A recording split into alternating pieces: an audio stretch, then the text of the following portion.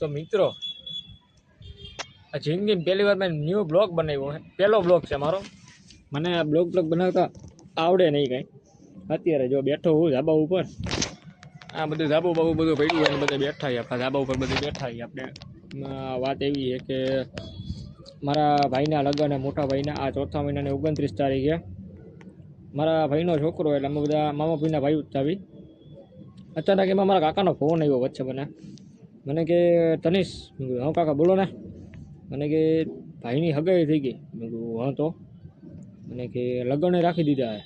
તો અમે શું કરશું આપણે, બોલો ને કાંઈ આગળ કાંઈ કામમાં મૂવી માનું તમે મને કહો. મને કે હવે કે તું લગ્ન કરી નાખ. મને કે નાના મેં મારે મેં હજુ વાર હે, મેં હજુ મારા વરની વાર, બે વરની વાર હે. મને કે નાના કે તારા કે તું 12મું ધોરણ તારું પૂરું કરે એટલી વાર કે તારા લગ્ન તો હું કરાવી જ દઈશ. નાના કે મારે હજુ વાર હે. પણ અહીંયા કોને કહેવા જવું, અહીંયા બધાને ના જ પાડું લગ્ન નથી કરવા.